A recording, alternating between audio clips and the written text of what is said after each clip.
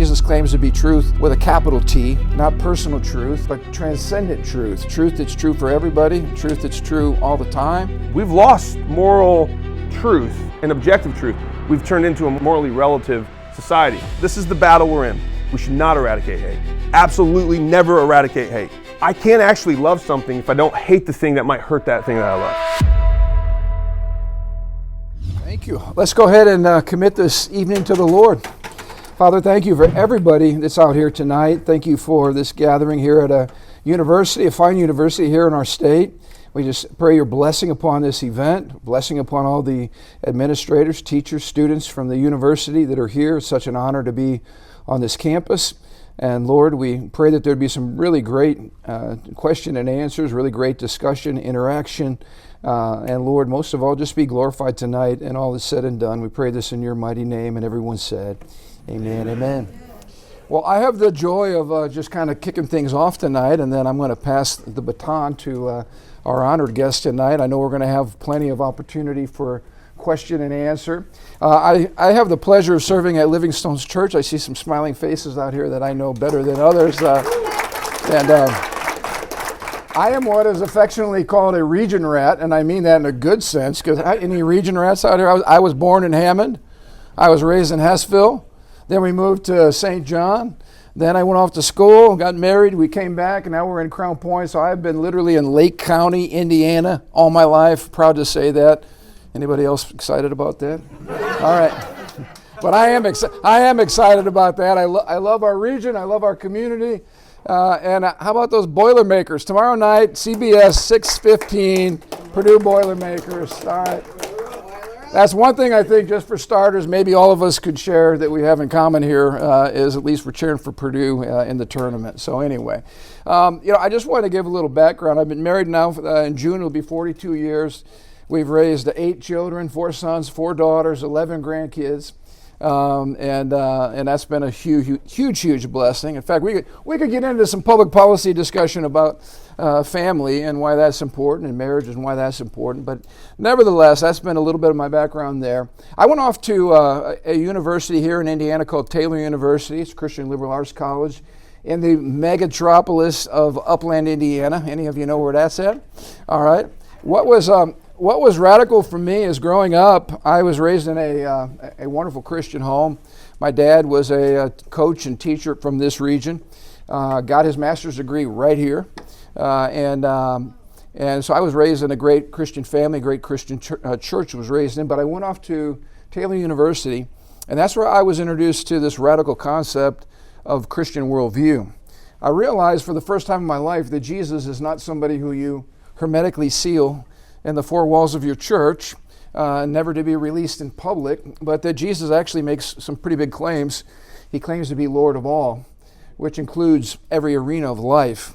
And for the first time in my life, my heart was already on fire for Christ, but my head exploded with the realization that Lord of all means Lord of all, and that he, wherever Jesus speaks, he speaks with authority. And wherever he speaks, he brings blessing. Because Jesus claims to be truth with a capital T, not personal truth, but transcendent truth. Truth that's true for everybody, truth that's true all the time, truth that transforms.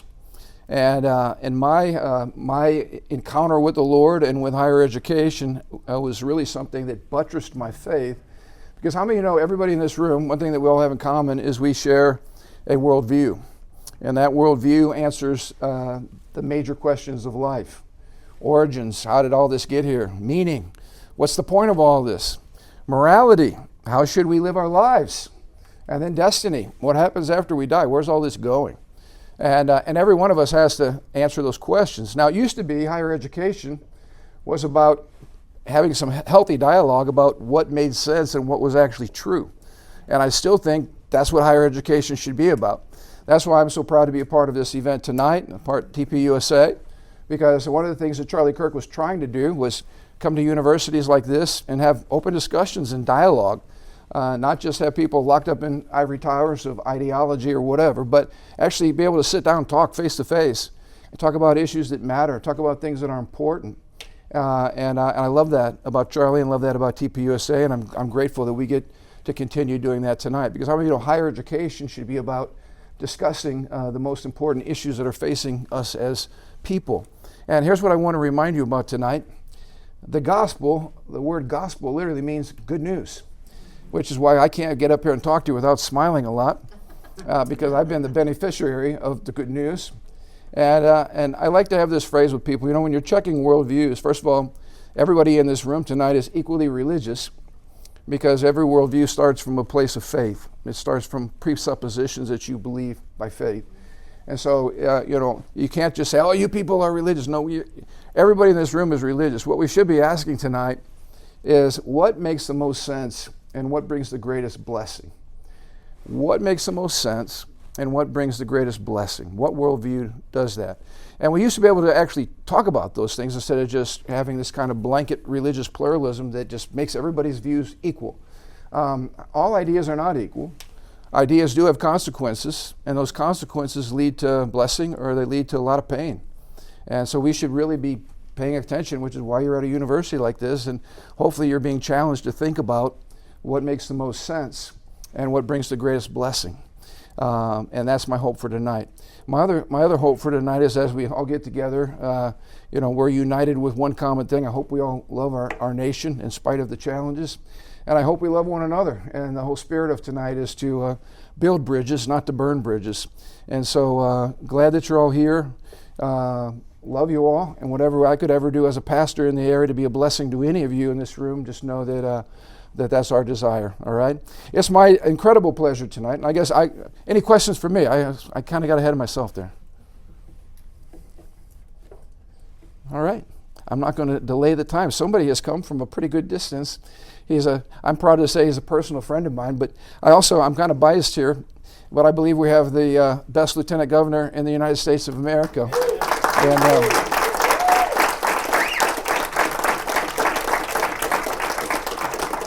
one of the things that I love about Micah, one of many, but this is the one I love most for this particular setting, is Micah's not afraid to engage with people. In fact, I've never seen in all my time of living in Indiana, I've never seen a lieutenant governor who has been so busy and worked so hard crisscrossing this state to engage with all people, all Hoosiers, not just people that happen to share his beliefs, but all Hoosiers. He truly models, in the spirit of Charlie Kirk, he truly models open dialogue. No questions are off the table, and he answers questions in a civil way. He might disagree with you or you might disagree with him, but he'll do it in a way that's winsome and kind and generous and gracious. He doesn't demonize his opponents. He simply addresses things and shares his own perspective. He is a breath of fresh air to me, especially in the political arena, and I so greatly appreciate him. So why don't you put your hands together and welcome our Lieutenant Governor, Micah Beckwith. Oh, thank you. Thank you so much. This guy's awesome. I love Pastor Ron dearly. Living Stones is such a blessing to me and my family. Even though we're down in central Indiana, I consider that a second home church. I mean, they're doing great things. And we've got, how many people actually in this room are from Living Stones? That's awesome. That's amazing. Okay. And, yeah, right. And you got people, Pastor Ron, you've been impacted, people with worldview questions, right? Finding purpose. I love how you lay that out. Just finding, where do we come from? What's our purpose? And then how do we live in a way that blesses society and blesses our neighbors, right? And those are the three most important questions you're going to have to answer, for yourself. And that really that's worldview, right? That's your worldview. And I love that you said we're all religious. Every single person on the face of the earth is religious. Everyone has a worldview that takes faith to believe, right? You have to have faith. And so, people are going to point fingers and say, oh, you're religious, or you're religious. It's like, you're all religious. We all are. We all have to believe something to start. This whole process of being human has to come from some aspect of faith. Did we come here from evolution, or was there a creator, right? And if so, how do we go about living out what we believe? And so, but it does not go well if we don't ever talk to one another. So that's why I love doing that. I love talking. I don't ask for any pre-planned questions, just so you know. So when we get into the question phase, you can ask whatever you want. I mean, anything that you want to ask, any comment you want to say, it's open. This is for you tonight, and I want you to do it. I may or may not have an answer for you. Sometimes I don't. I don't know everything. Just so you know, I try try to tell my wife that. I do sometimes, but she does not. She keeps me very humble. Yeah, that does not go well. And but the point is we got to start asking those questions. If I don't know, I'll tell you, hey, I don't know. It's a good question. I don't know. I can find out and come back, and we can dialogue more in the future. And but if you don't know what you know and you don't know why you know it, then it's going to be a problem, right? You gotta wrestle with those really critical questions in your life. And so that's what I've done. That's my journey. I grew up in a little town called Hillsdale, Michigan, and there's a college there, but it's a great college. It's maybe I don't know. I don't want to compare it to Purdue Northwest. It seems like you guys got some great staff here. I can tell you right now. Give it up for the staff in here. Just from the time I've been here, I can tell they're people they're genuine. They care. They've shown me and my team great hospitality already, and so you guys really, I think, are blessed in a lot of ways to have Purdue Northwest doing what they're doing. So, but I grew up in Michigan. I went to college to get a business and economics degree. I went to Huntington College. That's how I got into Indiana. I had a totally different plan mapped out for my life. Just so you know, I never wanted to go into politics. Like, I was like, no way. I wanted to just be a business owner, go into the family business. It was dairy industry that my parents were in. My grandparents started it. And that was sort of my plan. But you know this, the Bible says we can plan our paths, but it's God who's the one who directs our steps. And that's what happened in my life. I met my wife there. She's from Noblesville. And it's amazing, guys, you know this, when you meet a woman that you fall in love with head over heels, you'll kind of go wherever she goes, right? It's like, she's from Noblesville. All right, well, I guess that's where I'm going to live right now, right? I didn't know anything about Noblesville. And I didn't, and Indiana was always a great state, but Hillsdale's right on the border of Angola. It was always the state we went to the Angola outlet malls. If you've ever been over to Angola, they're not doing so hot anymore, but that's where we would do our shopping. But I got into Indiana, fell in love with my wife. We got married, moved to Noblesville. And again, I was going to go into business, but got an opportunity to go into ministry. Again, not a plan for my life. I was always a part of a church, but was not going to go into full-time ministry. And the Lord opened the door for me to do that. And I did not want to. I'm going to tell you this right now. I did not want to. Everything I've done in my life, it feels like the Lord has kind of had to push me into, because it wasn't my plan. And so I told the Lord, I said, this is not my plan. I don't want to go into ministry. And he was making it very clear that I needed to go this path. And I said, fine, I'll do it. But you know what? I'm going to take risks. I'm going to think outside the box. I'm going to be so risk-taking that I know how the church world and most people operate. They don't like people who take risks. They're going to fire me. And once they fire me, then I'll say, I did it your way, and now I can go do my thing, right? And what I found was when you live with boldness, it actually goes the opposite. It's not being foolish. It's just wisdom, but being bold. And people were like, man, you're like thinking outside the box. You're not afraid to address the issues and talk about things that most people won't talk about. And like, we really like this. I was like, dang it. And and so, but it ended up being a great journey, and I loved it. It was, again, exactly what was best for me, and fell in love with it, fell in love with the people, seeing people, walking with people, genuinely caring for people. That's really what it's about. Politics, ministry, business, education, everything starts with people. And if you don't like people, I'm sorry, you're probably never going to be successful in life. It doesn't mean you have to always, appreciate people, but there has to be a genuine care for people. And I think that's where it all starts. So go back, how can I serve somebody? Yeah, I might disagree with them, and there are times where you kind of have to go to blows with people too. That's okay. But at the end of the day, are you doing it from a place of love, or are you doing it from a place of anger or hatred or bitterness? And that's the question. So that was my journey. I was in ministry for 20 years. Then I started seeing what was happening in my students, in my youth group, and I noticed there was a lot of things happening in public schools I didn't like, and it was policy driven. And we can talk about more about that here in a second when we open up for questions. But it was policy driven. I said, okay, hey, this is a problem. Policy is politics. So politics is just electing people who believe in certain policies. And then they go in and they enact those policies, and those policies end up hurting people, or they lead you down the wrong path. You got a problem in politics. Now, as somebody in the church world, Pastor Ron will know this, there's not too many churches that engage in politics. They get afraid to offend people. But as I started reading Scripture, Jesus offended people all the time, right? Really, if you just go back and study the life of Jesus, he was really offensive. And by the way, you don't crucify people that you love, okay? You crucify people that you don't like, And that's what they did to Jesus. Why? Because he was speaking the hard truths. Now, he loved people. He loved everyone he was talking to, but he was speaking the hard truths. And so it kind of made me ask the question, why aren't Christians or churches and ministries getting more involved in politics?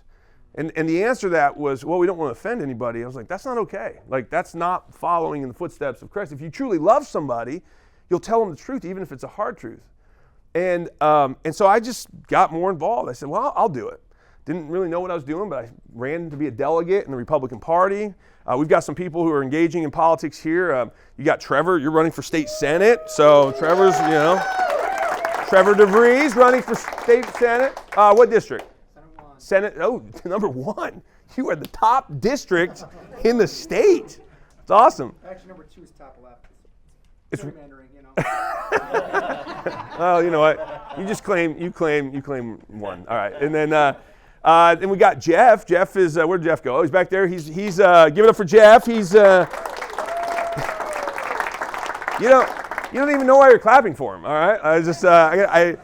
He's the chair of the Highlands GOP, right? Again, and this isn't Republican or Democrat. I want you to know, but I want you to know people who are engaged, right? So if there's a Democrat chair or someone in here, I don't know if there is. I will highlight you too. But we want you guys to know the people that are engaged, so that you can engage with other people in your community. So I just started finding those people. I said, okay. I learned, and I'll tell you this, if you want to make a difference in life, this is the wisdom that someone told me once, and it's worked, you have to show up, right? Showing up is the very first thing you have to start doing. And so come to events like this, showing up in the classroom, showing up at a church, showing up at a political function, showing up at a protest or a rally, showing up. Wherever you show up, you will then see doors of opportunity open up. If you never show up, you're probably not going to get those opportunities. So that would be my advice to anybody here. If you want to make a difference in life, first show up. And sometimes it's scary. It's kind of like middle school lunchroom all over again when you're new to school, right? You walk in, you're like, I don't know anybody. It's all right. It's all right. I bet there might be one person that you can spark a conversation with, and that one person can open doors to meeting many, many others. And so it would be amazing. And you ask most people in the world of business, in the world of politics, in the world of education, how did you get involved? Well, it's probably because they met somebody along the way that had the ability to get them into a spot that then opened up a door that got them into a job that opened up a door that got them to where. So it all starts with showing up. So that would be my advice to you, and that's what I did. And if you would have told me 6 years ago I'd been lieutenant governor of the state of Indiana, I probably would have stopped showing up, to be honest with you. But however, I do like this job, but it's not an easy job, and I'm happy to serve. I'm very humbled to serve. But I think what really I like about this job more than anything is events and nights like this, where I just get to go out and talk to people and say, hey, what's going on in your life? How can we help? Right? That's the first thing. If there's something the state can do, if there's something I can do, we got my team here. We got Paula in the back. Paula is my outreach director. And if you have any problems with government, you can call our office. Paula will probably be somebody that we connect you with, since this is her region. And then it may not be our agency that we oversee, but we certainly know how to kick in doors in government to help you. And it's harder for just the individual to call up an agency head and say, hey, I have a problem with the BMV, or I have a problem with, something with energy or whatever it might be. Well, we can do that. Like, let us go fight those battles for you. And so my team is very much geared to that. Got Graham over here. He's one of our communications guys. So, yep. And then I want to highlight a guy we brought up from Warwick County, which is all the way down by Kentucky, but he loved you guys so much. He said, can I go like 6 hours? Isn't it like 6 hours from your house right now? That's amazing. I mean, that state's a big state. That's Robert Cruz, a young college student engaging in politics. Yeah. And he's a lot like you guys. He's very much engaged. He wants to figure out, okay, how can I make a difference? How can I let my voice be heard? He's doing a lot of what you're doing up here. He's doing it down there in the Evansville area. And so that's Robert. I'm sure he'd love to chat with you. And then Nathan. Nathan, stand up, Nathan. People have to see this guy. Okay. Nathan Roberts. He's helping with some campaigns up here, helping with Trevor and Jay. And are you involved in Brian's a little bit? Okay, so some of the northwest, north central part of the state. The cool thing about Nathan, I got to brag on Nathan for a second. Nathan is a strong conservative, but he has a twin, okay? And the twin is a very strong liberal, right? And by the way, so Nathan works for Turning Point, right? He's their outreach or field rep, okay, helping in these campaigns. His twin brother, identical twin, mind you, they look exactly alike, is on the Indianapolis City County Council, okay? So he serves, and it is so funny to watch these guys mess with people's worlds all the time because be like, what just happened? This guy was super far left like yesterday, and now he's like a Charlie Kirk fan? Like, and it's funny, right? Or this guy's a Charlie Kirk fan yesterday, and now he's a super far left liberal, like, you know. And so it is. I just think it's hilarious. But they've done national stories on you guys. So yeah, CNN ran a story on you guys. Yeah, I mean, so go back and watch it. It's really fun to see that. Did Newsmax do one too? Newsmax. Okay, so there you go. CNN, Newsmax. You know, so your brother was like, "I'll go to CNN," but then you were like, "You have to come over to Newsmax," right? Is that what it was? Yeah. Oh, Todd Starnes. Yeah, that's right. I know Todd. Yeah. So that's good. So anyway, fun. Those are the fun things about the world of government and politics that when you actually think about it, it's pretty cool that, you know, and I would love to see their Thanksgiving dinners. I think that would be awesome, which could be a reality TV show. So anyway, and then, so lastly, my beautiful wife, Susan, and I have two kids. Brody is 9, Savannah's 6. So we're doing soccer and gymnastics and all kinds of fun stuff. We were just skiing, and they're learning to ski, so that was awesome. And you know what? Indiana is really blessed. I love Lake County. I'm up in Lake County all the time. You guys are really, truly a second home to me. And the reason I love Lake County is because there's so much potential up here. And for years, as I've been in politics, everybody used to just bash Lake County, like from the rest of the state. Central Indiana, oh, it's Lake County. Oh, it's Chicago. Oh, it's Gary. Yeah, you know what? And there's so much potential there, and people just sort of forgot about you. So when I became lieutenant governor, I said, you know what? Wouldn't it be awesome if Lake County becomes the gem of Indiana again, like it used to be, right? And hello, the Bears are coming, right? Like we're getting there. We're getting there. And Hammond's going to probably be the place. By the way, when it was going to be the Gary, like that was the talk, like, whoa, it's Lake County. Come on, you know, don't hate on Gary. But that was earlier. I was talking to Mayor Milton, who's a good friend of mine over in Gary, and I was really trying to push the Bears to go to Gary because I just think that would be the spark that they needed to just make that place. So, and then I was going to advocate to change the name to the Gare Bears. I think that would be awesome. I'm a Detroit Lions fan, so we can make fun of the Gare Bears if. All right, yeah, there we go. All right, but I think that's cool. I think there's a lot of things that are. I mean, you guys are prime. 10 years from now, you guys could really be a gem of Indiana where people are like, how can I go vacation there? How can I go, invest there, build businesses there? And so really, some people laugh when I say that. And they're like, no way, Lake County. I'm like, hey, just watch what God does, right? When you have people who get behind the cause and work together, there's nothing that's impossible for the Lord. So that's why I love Lake County. So you guys have a special place in my heart.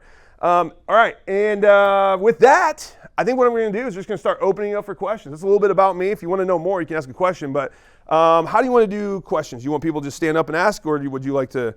Yeah, we don't have like a physical microphone that can be passed around, but you could just stand up or raise your hand and then ask the question or the comment or whatever, and then just be patient. Everybody will get a turn. And as that happens, just a couple of things to maybe prod some ideas or maybe some questions. Lieutenant Governor, State of Indiana, has constitutional duties and statutory duties. Constitutionally, I'm the president of the Senate. I cast a tie-breaking vote if there's ever a 25-25 vote in the Senate. And then you're ready to serve if the governor ever cannot serve, right? So God forbid anything were to happen, you got to be ready to step into his shoes. That's constitutional. Statutorial duties in Indiana, I'm the Secretary of Agriculture. So I oversee our $35 billion ag industry, which is right up my alley. That's what I grew up doing.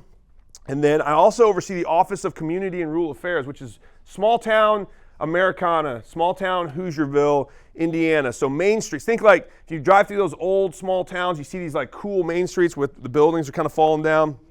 Our job is to go in and say, how can we spark a revival, a revolution, just in economic, prowess to these small towns. And so we have some federal grants that we use. We work with local officials, with Okra to say, we want to get you guys the infrastructure so that you'll have the ability to attract businesses that want to come here and start doing business. And then families will want to move here. And then, people want to just live, play, and work here. And that's really, we want people to be able to do that in small towns if they want, big towns if they want.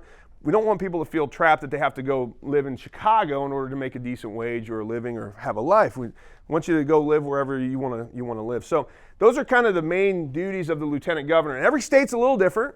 There are a couple states don't have lieutenant governors, just FYI. Some states, lieutenant governor is literally just a break glass in case of an emergency office, right? Like they don't do anything other than just be there in case of an emergency. And then other states, like Texas, the most powerful man in Texas is the lieutenant governor, even more so than Governor Abbott. So Dan Patrick, he is the president of the Senate, but he appoints all of the committee chairmen to the committee. So he literally, like anything like that the lieutenant governor typically wants to get done goes through him. And so in Indiana, I don't have that power. I don't appoint committee members. I'm the president, but I oversee the proceedings, right? Dan Patrick in Texas, he really actually gets to dictate what they're going to do that day. I can't do that in Indiana. So it's really interesting. All the states are set up a little bit differently. So maybe that would help spark some questions. So with that, any questions? If you got a question, raise your hand. I'll call on you. Stand up. Hey, do this. Tell me your name and then where you're from and then ask your question. Indiana has one of the highest gas taxes in the country. Republican has governed and legislators have raised our gas taxes time after time in the past 21 years under control. In 2017, state gas taxes averaged 18 cents a gallon. Now it's over 55 cents a gallon. I know it is used for road infrastructure and other things. Downstate, the roads are beautiful. The overpasses are beautiful, lit up with the name of the street, the town, Bloomington, and everything. But here, I feel like sometimes Northwest Indiana is the redheaded stepchild. You've forgotten about, yeah. With that being said, I am a proud wife of a United States steelworker member. And I want to know what are we going to do because with the rising taxes and gas, NIPSCO being completely out of control, we're, us little people, we're fighting to survive. And, and I know that this new gas tax is going to be coming up pretty quick. Yeah. And then the second question I have is, you'd be really surprised that with my husband being a steel worker, how many steel workers have turned away from the normal membership of what the steel workers want us to vote. They want you to vote Democrat. They've always voted Democrat. And the majority of the steel workers are turning Republican. Yeah. How are you going to be able to, with everything that's going on, to be able to keep that Republican base and those conservative values with within the steelworkers, because I mean, that's pretty much our bread and butter here is the steelworker. Well, you bring up a really good point, and the 1995 Democrat is the 2026 Republican. If you go back and you compare, just do it. Go back and listen to a Bill Clinton State of the Union address. He's saying all the same things Donald Trump just said at his State of the Union. I mean, it's really pretty shocking. And so I think because of that, like that the union membership in places like the Steelworker, the Teamsters, all of those unions, they were, they're the 1980s Tip O'Neill Democrats, right? Well, the Democrat Party has latched on to some really far left, and I would say crazy things like, gender ideology. They're pushing that. They're saying, hey, boys can be girls and girls can be boys. Listen, we love everybody. This is not if you're struggling with mental illness or gender ideology, we don't throw you away. We don't say you're not welcome here. But when you force, as a party, you force people to accept that as just normal, even the Tip O'Neill Democrats are saying, that's not normal. Like, we can't go along with that. What are you going to do for my kitchen table issues? What are you going to do with energy, taxes? Like, make my life easier and get the government off of my shoulders. And I will say this, I'm a really big outspoken critic of the Republican supermajority in Indiana. You may say, aren't you a Republican? Yes, I am. Republicans are not governing in Indianapolis like they run on how they're going to govern. Right. They're saying, hey, we're going to lower your taxes, but that hasn't happened, right? They're going to, hey, we're going to fight for, the kitchen table issues. But they go down there and they start pulling local control away and start raising taxes. They start spending like there's no tomorrow. So I call out the Republicans, honestly, probably more than I do the Democrats when I'm down there, because that's the party in power. That's the supermajority. And there are times where they probably, don't like me just as much as the other side doesn't like me. But I'm tired of us saying, hey, just another tax. It's for the roads. Don't ever believe the government when they say, if we just tax you, we'll fix this problem over here. That's never, and you know what's coming next, and you may disagree with me on the issue, but legalization of cannabis, right, and of marijuana. Do you know what the number one argument I hear from people who want to see it legalized is? We are losing billions of tax dollars. Okay, you know who's tried that? My state I grew up in, which was Michigan, they bought into that. About 10, 15 years ago, they legalized marijuana. For every dollar they bring in now with tax dollar revenue from marijuana, they have to spend $4 to clean up the mess. I have a brother-in-law who's a state trooper in Michigan. He tells me they have seen so many just car accidents and OWIs and things like that, and it's leading to bigger drugs, harder drugs. It's opening up the door for many other societal problems. And he's like, we are cleaning up the mess. He's like, I wish we could go back and just show people the future, because people wouldn't have bought it. And their whole premise was we can build more schools with that tax dollar, those tax dollars. Do you know how many schools they've built with tax dollars that have come in, the increase from marijuana in Michigan? 0. They haven't. And so just a reminder, we do this too in Indiana. We've done it with gambling, right? Oh, if we just bring the casinos in, okay. Well, what's the effect? How much societal decay is going to happen from that? If we just tax the gas, we'll fix the roads. The roads will be beautiful. It'll be like gold. It'll be like heaven's roads, almost heaven. It'll be like West Virginia, almost heaven, right? No. And actually, even down south, I was chuckling when you say that. Down in central Indiana, oh man, the roads are perfect. I've never heard anyone in central Indiana say that, right? Every person. Now, they do have nice bridges and overpasses in some places, but every person I talk to is like, our roads are terrible. Do something about our roads.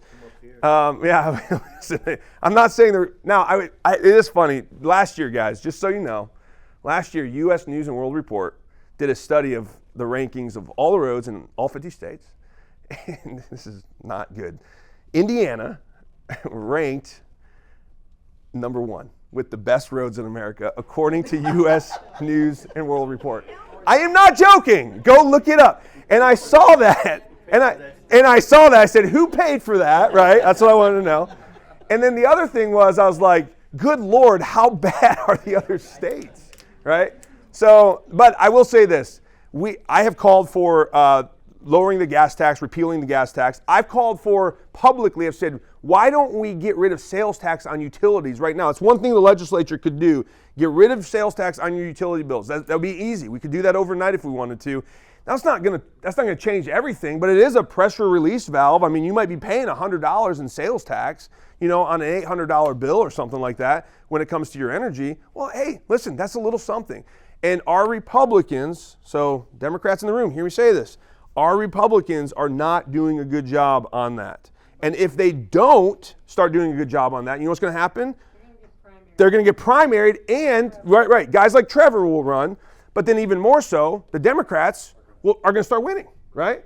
And I don't blame voters when they say, well, shoot, I've tried the Republicans, and they're not doing anything for me, so I might as well try the Democrats. Now, this is some unsolicited advice to the Democrat Party and those in the Democrats here.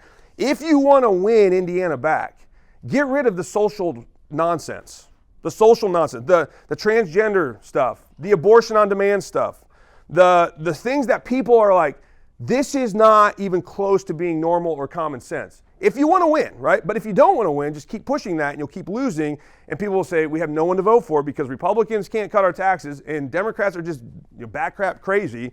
We're stuck, right? So again, I'm just telling you, like, if you want to win Indiana, and here, why would I say that to Democrats as a Republican? Because if you're better and you actually give us some competition, guess what happens? We have to get better. And then guess who benefits? You do. Everybody in Indiana benefits. The problem in Indiana, the Democrats have been incredibly irrelevant. They're incredibly weak because they push things that are so far away from any type of normal values that Americans have. And And again, that doesn't mean we can have, we have to agree on everything. You can have your ideas on what you believe on abortion or transgenderism or the rights of the parents or whatever it might be, right? But if you want to actually be successful, you got to figure out how to come to the middle and meet people where they're at. And the majority of Americans are more in the middle, right? And so do that. And I'm asking Democrats to do that because I know it'll make Republicans better. And people say, Micah, what are you doing? You're like, you're giving the Democrats a strategy. I'm like, good. I hope I do. So that I believe in competition. Like if you never have to play anybody challenging as a sports team, you're never going to be that good. And we have gotten lazy. I'm pointing to you, Trevor. Lazy Republican senators. Just kidding. Who he is not, right? He is not. And hopefully you will be a senator and not lazy. But we have a lazy, complacent Republican supermajority because we've been a supermajority. There's no, and then you get people who say, well, if I want to win, then I got to be a Republican in most parts of the state. Lake County is a little different, but most parts of the state, if you want to win, I have to be a Republican. So what does that do? That just, people who really do hold Democrat values, they just put an R next to their name. Yep. And so it's not good. It's not helpful. We just need common sense, middle, and really let's focus on kitchen table issues. So I know there's not an answer there, but I will tell you I am fighting for the kitchen table, getting the burden, the financial pressure off the people, because that's what they're feeling right now. And it was many years of bad policies. I'm not going to just blame Joe Biden here, because I've already said like it's been Republicans too. But Joe Biden inflation nationally killed us. And so it's going to take a couple years to fix that. Inflation it's a 2-year wake, typically 2 to 3 years of bad policy that creates really bad inflation. You'll see either the positive or the negative effects of that in the next 2 or 3 years, typically how the economic trends go. And so for the president and the national level, it's going to take him time to actually fix the problem. And I think it'll get there. I think you'll start feeling the relief nationally in about the next year. Statewide, I don't know because I'm not sure our state Republicans are really doing the policies that I think are going to, set you free financially. And so I'm in there screaming about it every day. I'm tweeting about it and I'm posting about it. I mean, shoot, I've already this year, I think I've probably posted a dozen times that property taxes are immoral. I'm using my platform to scream it from the rooftops, like stop taxing people to death. Indiana, right? Stop taxing business owners to death. Well, how are we going to pay for everything? Well, maybe the government doesn't have to pay for everything. Maybe that's the problem. We think the government should pay for everything. It doesn't have to. Let's stop taxing people. And typically when you say property taxes are immoral, it's usually the local officials, who the majority of them are Republican local officials. They'll scream bloody murder. They'll be like, well, where are we going to, this is how they always respond. How will we replace the income to the counties? And I'm always saying that's the wrong question to start with, right? It's not about replacing. It's about maybe let's see what we can do to tighten our belt, cut the fat, trim everything we can, go down to bare minimums, and let's build from there. And the last 3 years, we took COVID money, Indiana did. We took COVID relief money when the government was printing trillions of dollars that I publicly said was a really bad idea. And I understand people were hurting. They were like, oh my gosh, what are we going to do? The government created massive inflation. They sent billions to the state. Do you know what Indiana did when we got those billions of extra dollars over 22 and 23? This was before Governor Braun and I took office. We built government. I'm on the housing board in Indiana. They hired close to, I think it was right around 50 to 55 employees, give or take. I have to go back and look at the exact numbers. But they hired multiple dozens of employees with the COVID relief money. Now, if you know what the COVID relief money was, it was only there for 2 years, right? It was temporary. And if you hire an employee, what do? You have to pay them longer than temporary. And so Governor Braun and I come into office, one of the first things the housing director said to me when we sat down, he said, so what are we going to do? The COVID money's not here this year. It's the first year, last year, 2025, when we took office, first year the COVID money was gone. And so we have massive expansion of government under the previous administration. And now we're looking at, we have two options. We can raise taxes to pay for all of this, or we can cut government. And as you said, we are already taxed enough already, right? Don't want to tax anymore. So I looked at the housing guy, I said, well, you're going to have to, I didn't say fire. What I use is you're going to have to empower their future, okay, and let them go, right? There's something better for you. We're empowering your future, right? That's political spin for you right there. So, but anyways, all that to say, I'm working on it. My team's working on it. The governor's working on it. We are certainly doing everything we can to push the legislature. The legislature is the most powerful branch of government in Indiana. We need good state senators and state reps, because if they don't want to change it, there's not a whole lot the executive branch can do. But we have a bigger platform. Governor Braun and myself have a far bigger platform individually than any one of those state legislators do. So that's how I'm using my influences to say, this is right and this is wrong. And I'm building a tidal wave and a tsunami of support on the ground. Because I know if we change the support on the ground and the thinking of the people, then we will change the legislature. And it will go into I'm coming in here to slash taxes and relieve the fiscal pressure that people are feeling. So, One other question. Yeah. How the heck can we get rid of the emissions testing here in Lake County? We get millions of cars coming back and forth, the people who don't live in our state. Yeah, it's good. But us people here in Lake County, we have to go to the emissions testing, and we have to pay the people to man those. It's ridiculous. It's absolutely ridiculous. Elsewhere. Yeah, it's absolutely ridiculous. We've been fighting to get legislation to get rid of that too. There's always pushback. There's always pushback from certain special interest groups. That would be something that I would say right now, your state senators, especially somebody like a Rick Niemeyer. I know he's got a challenger, Jay Starkey's running against him, but he has a lot of pull on that whole emissions, world. You got to get in his ear. You got to call him. I'll talk to him. I have talked to him. I've talked to the senators. Get rid of this. This is nonsense, and it's killing people in the region. And so, just again, those are the strategically know who to talk to. And when it comes to things like that, Rick is the guy in the Senate right now that really usually leads the charge on either not doing those or doing something like that. So that would be it. But Jay Starkey's running against him. I would certainly call Jay up and say, Jay, what do you think on this? Like, where are you on this? And how are you going to act? And I'm pretty sure Jay would be right with you in line with that. I think I can speak for him on this issue. I know him well enough that he would be really good. Yeah, let me go here. I saw a hand back there, and then, and the green shirt, and then we'll go pink, and then we'll go blue. Yeah. My name is Jeff Zawalski from here in Indiana. Hey, Jeff, how are you? I'm candidate for Calumet Township board member. Nice. Yeah. I'm the only Republican running against several board members. Want to be more members. But my question would be, up in Gary, Indiana, the school system was run by Indianapolis before. Is it changing back over to a Gary-run school system? And what are we doing to bring truth back in education or university? It's a good question. I don't know if it's changing back. I think probably if Gary can prove that they can steward it well, I think Indianapolis would be happy to give it back. The whole reason that they took it in the first place was because of bad fiscal management, right? It was just being run into the ground. It's really important. School board races, guys, are some of the most important races that you have to vote in. And oftentimes they're the hardest to find out anything about the candidate.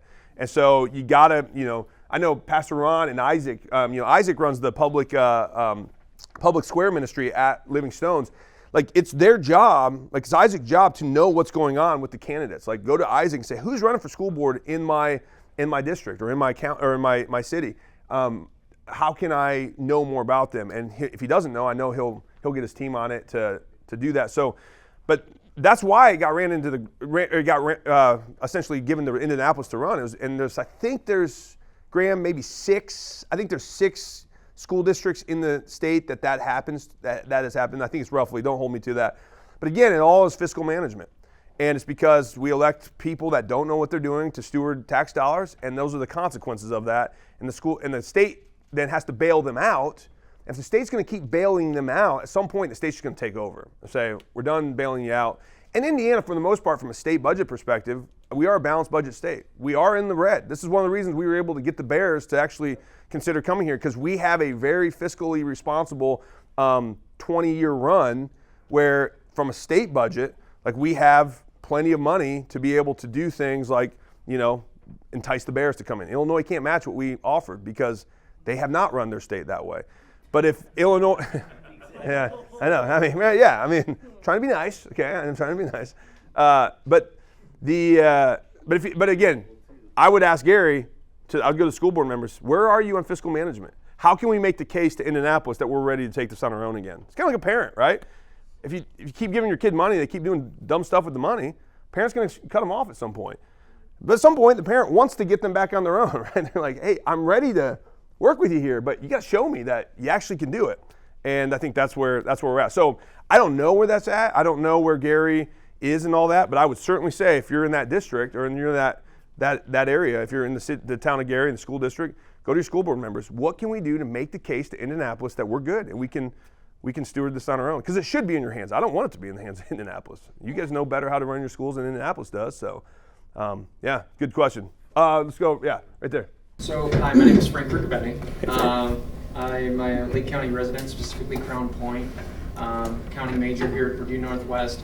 Today, to prepare for you to come, I actually went all around campus. I was talking to all different students, College of Business, nursing, technology, etc., to try to get like a general idea. And one question a lot of people had was there's a concern of data centers coming into Indiana. Apparently, now don't quote me on this, I tried my best to do my research, but there's been like over 50 different bids, proposals to build data centers in Northwest Indiana specifically, from the big tech corporations like Meta, Google, Google, yeah. Exactly. I think, yeah. So, my question for you is this. There's some rumors and concerns that construction is being planned to be built in Hebron, in Winfield, and one thing that's a little bit not so nice is they're apparently able to, correct me if I'm wrong on this,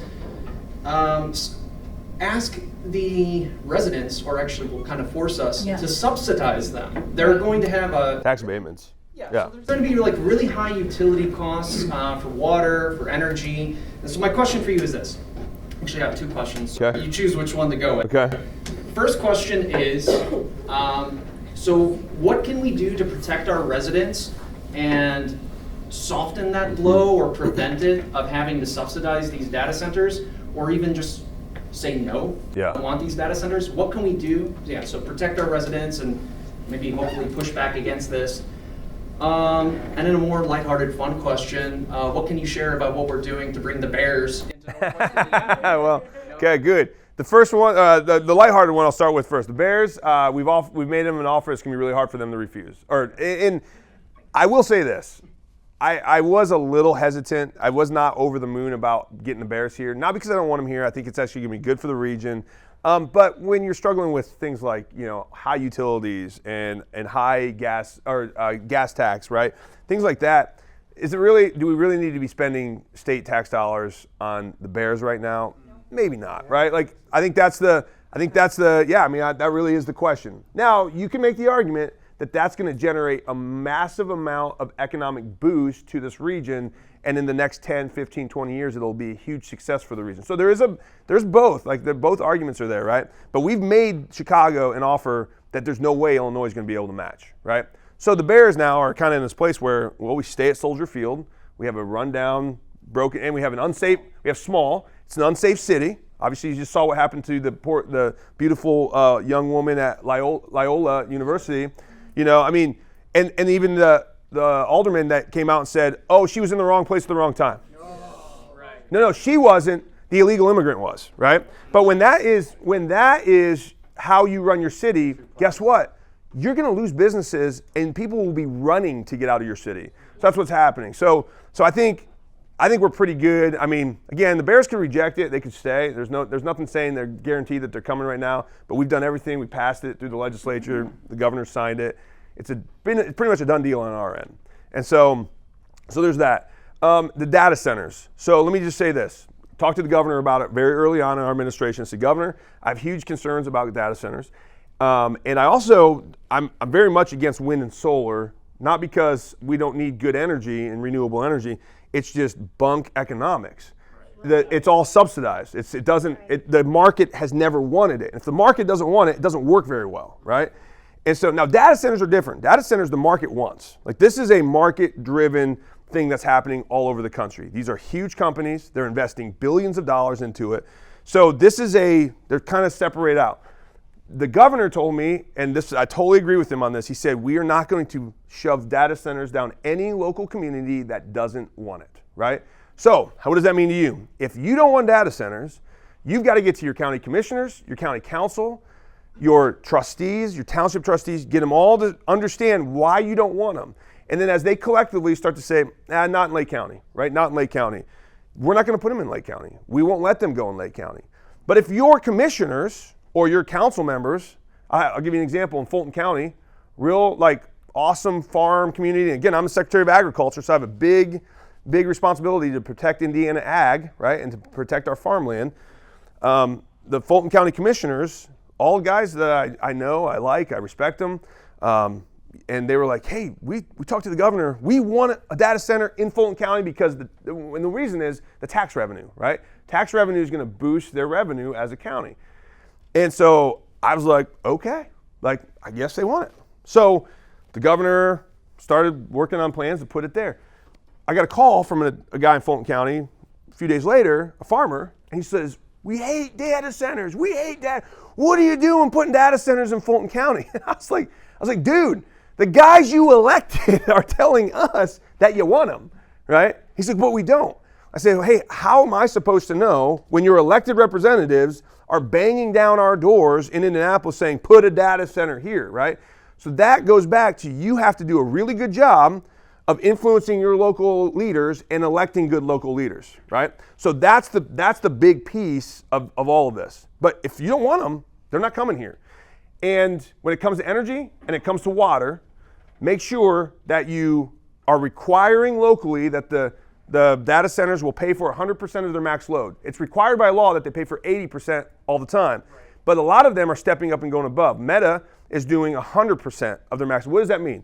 That means their max load on peak hot days where they're going to be pulling all this energy is going to be X amount of wattage. Well, then they say, we're going to pay that all the time. Well, most days they're not pulling that. So what happens is, that's free energy going back on the grid, which then means your rates go down because there's more supply. So that's just the economics of supply and demand.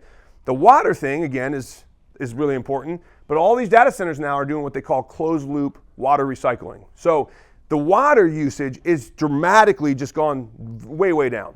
It's not going to take nearly that much water to run these things and to cool them because these data centers all over the country were getting pushed back from the water usage. So they went and said, how can we revolutionize this? How can we take engineers? We need a recycling system. So they have closed loop. So there's that. So I do think make sure that it is closed loop. Make sure that they are going to be generating and or paying for 100% of their max load, and then your rates will go down. Then the other thing you gotta be careful about, this is the last thing, make sure your local officials have a good exit strategy to get out of these, that the data centers will clean up the mess if for some reason the market changes very quickly. Okay, so here's what happens. It's gonna take 2, 3, 4 years to build these data centers potentially in your community from start to finish. All right, that's great, but technology changes really fast in 4 years. Like what we do today in 4 years may be very different. Elon Musk had a tweet about 2 months ago, and he said, I predict in 3 years, data centers will be housed in outer space. That's what Elon Musk said, right? Like, so that's what he wants to do. Okay, now again, I talked to the Meta guys a few weeks ago. So what do you think about that? They said he's probably not wrong on that's where it's going.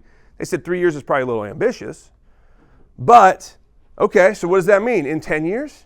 So you just gave up tons of tax abatements and tax incentives to roll out the red carpet for a data center.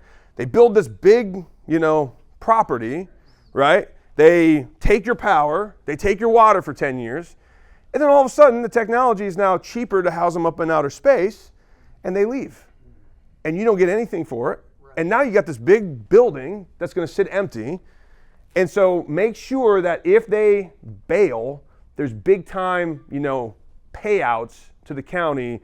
So, and that's what that's what the Meta guys told me. They said, just make sure the counties have really good legal exit strategies within the contracts that they have with these data centers. So, I'm not anti-data center, but I'm very cautious with data center. Again, why am I not anti? Because it's a market-driven thing. I'm a free market guy.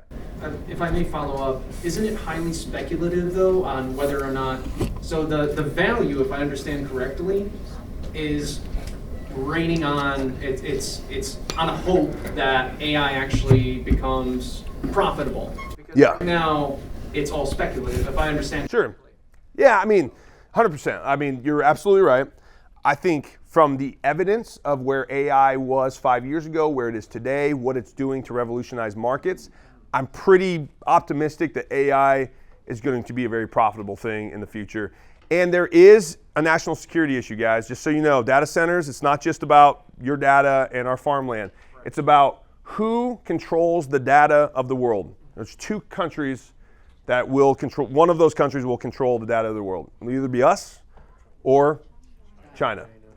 We do not want China to win this battle.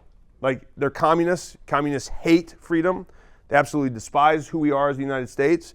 And so for that reason, that's why I'm also very sensitive to maybe data centers are something that we really should consider, right? Because I do not want China to hold the data of the world. They can't be trusted. So again, do it wisely. Make sure that we're not, selling our souls to Meta or Google or Amazon, but we certainly don't want to lose this war to China. Did I say, okay, blue shirt, yeah. Okay, I'm Hudson. I grew up in South Bend, Indiana. I run the MMA events here at B&W, and I talk to YDSA and TPUSA. I just kind of active politically here. Cool. But he took my initial question about the AI data centers. I'm against those for the most part. But I do have a follow-up question. Sure, yeah. So what about the people that are in communities that didn't initially know anything about the data centers and now it's affecting them negatively? What can they do about this? Again, it goes back to your elected officials, right? If the community has already built a data center, which is probably not the case because I don't know if there's any completed ones. Graham, do we have any completed data centers in? We've got. You said the LEAP project, yeah. But nothing's been completed yet, right? Now, some of these are already, the wheels are in motion. You're not going to stop it. Like, they're not going to. We've tried to stop the LEAP. The LEAP project was really bad because the government got way out over its skis. This was before closed loop recycling, or the water recycling. This was before they figured out what to do with the energy. They just came in and shoved it down Boone County's throat, and it was a dumpster fire from day one, right? When the public got word of how this was going on, it's awful. So that's a community that's going to be in their backyard, right? And so probably not a whole lot they can do to stop it, but there are things they can do to get their elected officials to maybe limit the negative effects that it could have on the neighbors, like putting up setbacks, making sure that there's sound barriers, sound walls that these data centers are having to put up. Doing things like just kind of the beauty of the landscape, so it doesn't look like an eyesore, things of that nature that it wouldn't necessarily negatively affect property values if things like that are done. And I've seen some of the mock-ups of these finished buildings. They're not ugly buildings. I mean, again, Meta, Google, Amazon, they want to be good neighbors. They have nothing to gain if the whole community hates them, right? So they're doing everything they can to give back, to try to make sure they're good neighbors. So I would say, talk to your local officials. What are you doing to beautify this? What are you doing to protect my property values? What are you doing to protect the inconvenience of construction traffic, or what's the noise ordinance going to be around these things? All of the things that would affect your lifestyle, go to your local leaders and have that checklist and ask them what they're doing about it. They may have answers, or if they don't have answers, now you've put kind of planted a seed in them to say, we got to go back and we got to actually address these things with the companies. And again, I think you're going to find the companies are super receptive to this because, again, they don't have, from a free market perspective, they have nothing to gain if everyone hates them in the community, because it's just going to be hell trying to do business. And they don't want to do that. They don't want to be in a business environment where their whole neighborhood is just fighting them in every turn. They do want to be good neighbors. So you've actually got the chips to play, right, in this. Because you're like, hey, you want to be a good neighbor? You want me to be happy with what you're doing? Well, we want A, B, and C to be done, and it needs to be done, or else this is not going to end well for you. So does this make sense? Yeah. Starts with those conversations with your local officials, and I think those will be relatively easy to accomplish. And then if you don't want it, and they haven't broke ground, they don't have the contracts, they haven't made the commitments with the counties, then elect people who won't do it. So I mean that's a big thing. Do you know who your township or do you know who your county commissioners are? Okay. Or what about county council? Okay, I'm not putting you on the spot. I don't mean to put you on the spot, but I think that's actually a big part of all. And I was the same way, right? Before I got into politics, if you would have asked me who the Hamilton County commissioners were, I had no idea, right? And I was 35 years old at the time, right? No idea. What about the county council? I had no idea. And I think that's the problem. When you don't know your elected officials, well, it doesn't mean you're very engaged, and so they're never going to hear from you. And so I think that's incumbent on all of us. Our republic will only survive if we are a well-educated populace, right? A citizenry. And if that's not the case, if we're not educated, then people will run away with it, and we'll be sitting back. There'll be a data center that pops up and be like, what the heck? How'd this happen, right? So that's really on us to make those calls, get to know those people. And you guys are young. A lot of you guys are young in this room. You'd be shocked at how much political leaders love the fact that young people get engaged when they do. Like, you come into a room, I don't know, how old are you? 19. You walk into a political event, people are like, oh my gosh, a young person. praise Jesus. Let's get him elected to something, right? And it really is true. I mean, it just doesn't, this is not an Aerosmith concert. You're not drawing the masses out from, all generations, right? This is something that people are like, I don't want to be involved in politics. So you getting engaged as a 19-year-old, I bet the doors will swing open and they'll listen to you just because you're young. And they want to know, what are young people saying? So, yeah, it's good. Over here, yeah. Hi, my name is Braden Hunt. I'm from St. John, and I have two questions. My first question, I kind of want to push back on your point on China and data war. Yeah. How can we trust U.S. tech companies with our data when they create addictive analytical software and they use our facial and identity data to create these predatory, I guess, kind of like Big Brother technology, especially with airports using and TSA using our facial identity for this stuff. How can we trust the U.S. companies with our data as opposed to another country? Yeah. Especially because we're also very far behind in terms of regulation. And then my second question, I'm not really much of a religious person, but there's a bit of concern among people in the United States regarding Christian nationalism. And I believe that this country was founded on the idea that anyone can believe what they want to believe regarding religion, and that we are a country that separates church from state. How can we protect that barrier of church and state? Yeah, great question. I love both those questions. First thing on trusting the data centers, the companies, and the United States government. You shouldn't, okay, don't. Our founding fathers didn't even trust the government they were building. That's why they put in checks and balances, right? It's good to have a healthy distrust of those big behemoths of companies and our government even. I don't trust our government. I'm in the government. I don't trust the government. I'm in the government because I don't trust it. I want to make sure there's accountability and someone is going to speak up when something's going off the rails and not just get paid to shut up. And so, but I will say this, between a free, democratic, constitutional republic or a communist, Marxist, ideological government, which governments, based on those two facts, would you trust, or would you say I probably have a better chance of seeing blessings and prosperity happening? Oh, you're asking me? Yeah. Honestly, I wouldn't trust either. Okay, but you have to pick one. If you have to pick one, which one would you do? You want me to be completely honest? Sure, please. I believe, in my opinion, that a Marxist government would protect people, the working class first, and protecting their data from, overreaching corporations from using data specifically in harmful ways. Okay. Not saying that I don't trust the U.S. government not to do the same thing. I believe that it would take a lot more regulation from these AI companies and these data companies to maybe protect. So you have a very strong trust of politicians, is what I hear. No. Oh, no. Well, no, because in a Marxist society, the communist government is all run by politicians who tell you what you should do, what you can't do. But you're saying you trust them to do that. I mean, but aren't our U.S. politicians bought and paid for by data companies? Sure, they could be, right?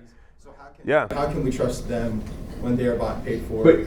But you're saying, but we do know that in a Marxist society, the government is God, the government is king. What the government says. I mean, maybe in China for sure. Well, yeah, right. And then we're talking about China with the data centers, right? This is specifically, this is the argument: China or the United States. Okay, we're not talking about Sweden, a socialist country, right? We're talking about China, a communist country, or the United States, a democrat, constitutional republic. And so so I would say, okay, in China, you can walk through downtown Beijing at 2 o'clock in the morning and be completely safe. Like, there's no crime. It's not very much trash, right? It's very clean. Do you know why that is? Could be cultural. No, it's not cultural. You know why? Because if you break the law, do you know what happens to you? You go missing, right? People don't see you anymore, right? You murder somebody in China, you're dead in 6 days.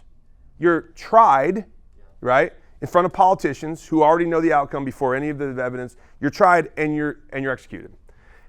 What that does is it creates a huge amount of fear in the population, and out of fear, they don't ever step out of line, right? So if you're asking me which one I have to choose, I don't want that, because that means I'm a slave, right? And listen, our founding fathers, even Jefferson said that I prefer dangerous liberty rather than peaceful slavery, right?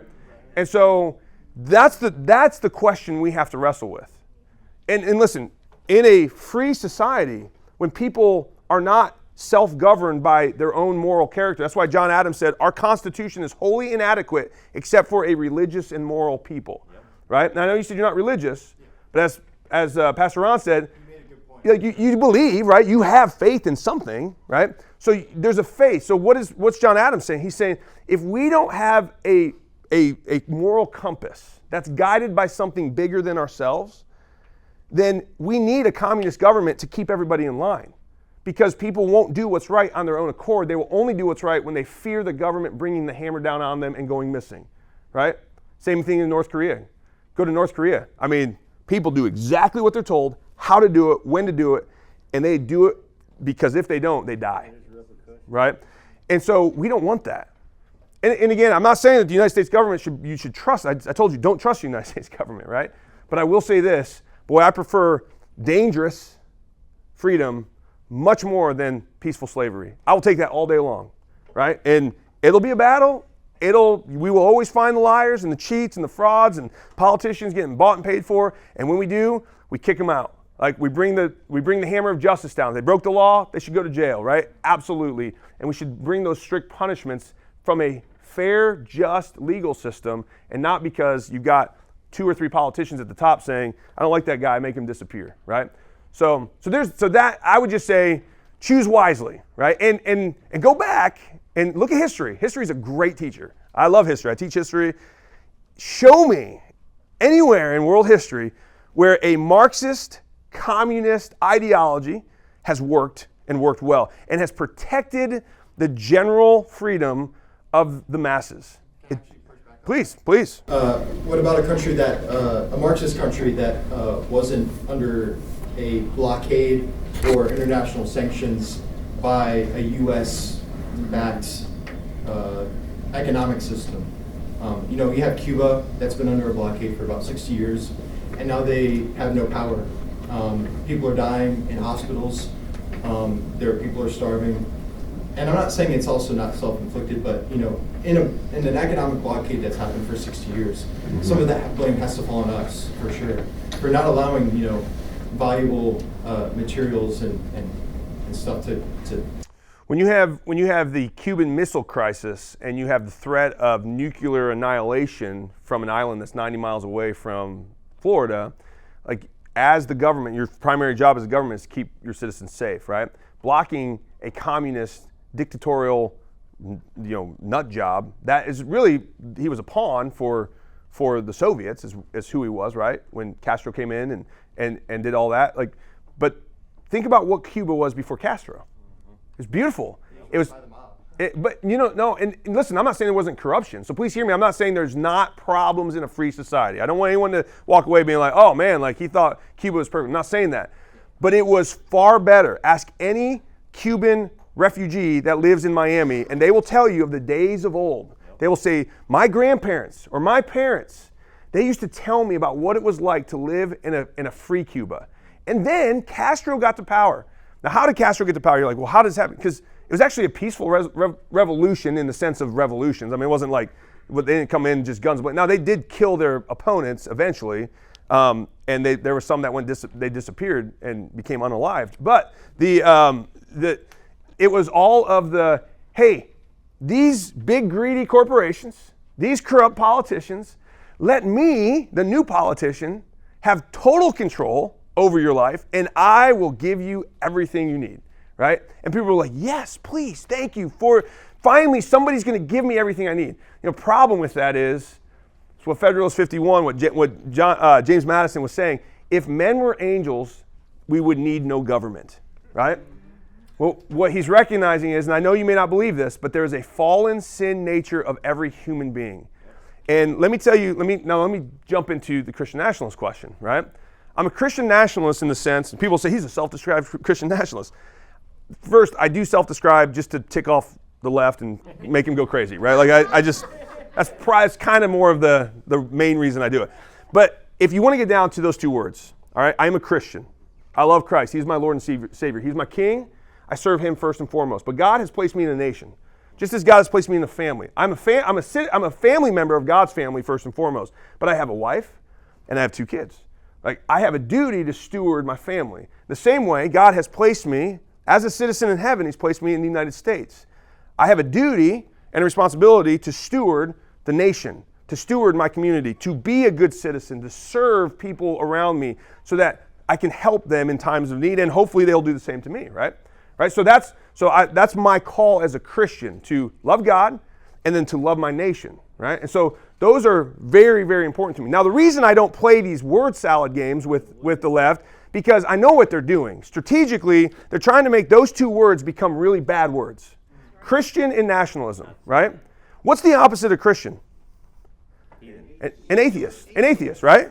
I'm not an atheist, and nor were our founding fathers. Even Thomas Paine, who was an atheist, recognized that there is a creator, at least having some idea that there's a moral lawgiver that's not any human being. And Ben Franklin called him out on his stupidity for being a self-described atheist. And he says, look around you.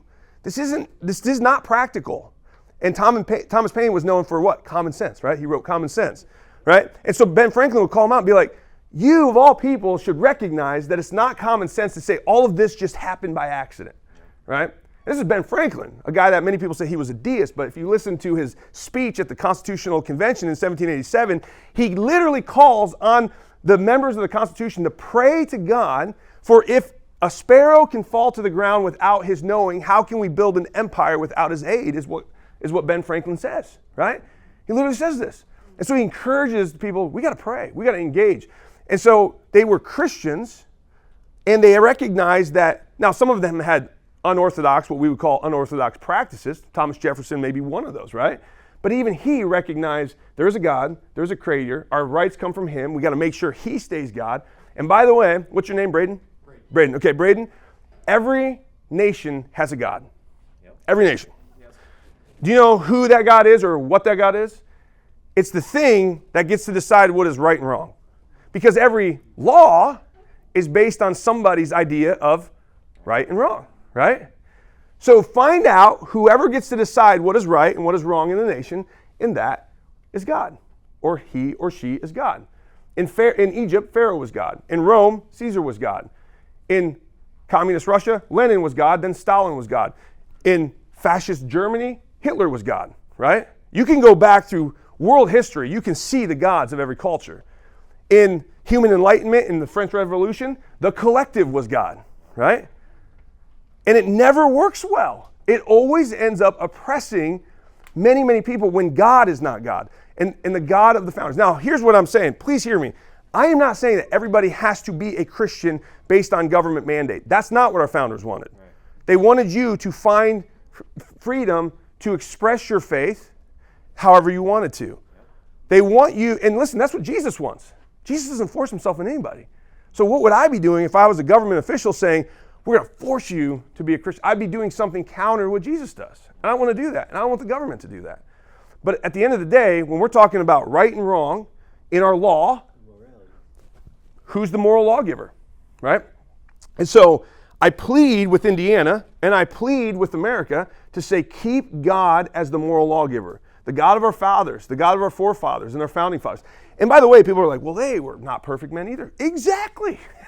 That's why they said we shouldn't even be the ones to get to decide the morality.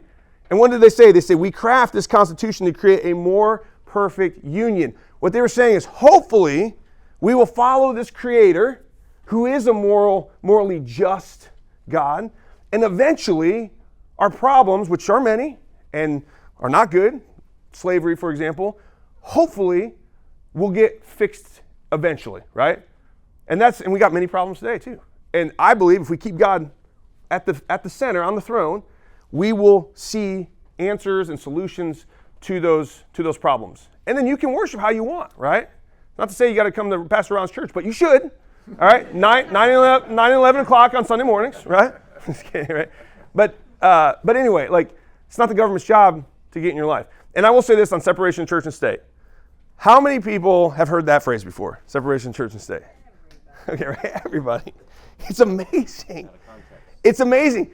Do you know it's not anywhere in our founding documents? You can't find it. People will say the First Amendment. No, it's not in the First Amendment. It does not say separation of church and state. That came from a letter that Jefferson wrote to the Danbury Baptist Association in 1802 as he was president because they were afraid the government was going to tell him what to preach. And he said, no, the government's not coming into your church. We have a wall of separation of church and state, right? That got warped in the 1940s by a Supreme Court justice. His name was Hugo Black. There's a case that came before the Supreme Court. Hugo Black was a KKK member. He hated blacks and he hated Catholics. And he did not like that Catholics were starting to stand up and say, what the KKK is doing to the blacks is not godly. So he found a way to, in this case, he pulled this letter that was not a founding document. It was a private letter. He says, hey, Thomas Jefferson said separation of church and state. We should make this the standard so that all churches stay out of government policy, which is the opposite of what actually Jefferson was saying. So a Supreme Court justice who was a KKK sympathizer and member who wanted to get the church and godly people out of the way used Jefferson's letter to say, hey, he's a founding father. Do you know how many people think Thomas Jefferson had anything to do with the Constitution? Some people do, right? You know he was in Europe when it was written? Now he wrote the Declaration of Independence where God is mentioned 4 times, but during the Constitution, 1787, he wasn't even in the United States, right? It was James Madison. It was guys like, Hamilton and John Jay and people like that understood that were, diving in. It was Benjamin Rush. It was, guys that were there that were saying, hey, there is a creator and we should follow him. And so I will ask people, okay, you know the phrase separation of church and state. How many articles are there in the United States Constitution? Anybody know? 27. That's the Declaration of Independence, and those are the grievances. But 27 articles of the Constitution right now, right? No. Sorry, you're thinking amendments. There's 27 amendments to the Constitution, right? How many articles? Okay, and again, I'm not trying to put you guys on the spot. And Nathan, thank you so much for jumping into that. That was bold. But the point is, people don't even know what the Constitution. They don't even know the structure of the Constitution, right? They don't even. You go to Walmart and you ask anybody in Walmart, hey, how many articles are there in the United States Constitution? What do you think? Out of 10 people, how many people do you think are going to know that? 0, maybe a half a person, right? And they might get it close to being right? And the point I'm making is, isn't it amazing? We all know separation of church and state, something that's not even in a founding document. And I think it was a lie from the pit of hell to get moral people to shut their mouths, to get people who knew there was a creator to get out of the way. So the devil and his voices, and I'm not saying this is people, I'm saying this is spiritual warfare. People, and there are some evil people, right? I'm not saying that all people are just good, and we're not, we're all fallen, but there are really evil people, right, in the world. You take Hitler, like Hitler was objectively evil, right? I was talking to a guy the other day in a debate, and he's a pastor. He immigrated from Germany. He does not like Christian nationalism. He hates it. He doesn't think there's evil in the world. He thinks we wrestle with an inner evil, and we're all good, but we're wrestling with the inner evil. So he immigrated from Germany. And I brought up, I said, well, Germany's got an interesting past. And I said, do you objectively think that Adolf Hitler was evil? And he stopped. He's like, well, that's a complicated answer. I said, no, it's not. He's objectively evil, and I'm willing to say that every single day and twice on Sunday, right?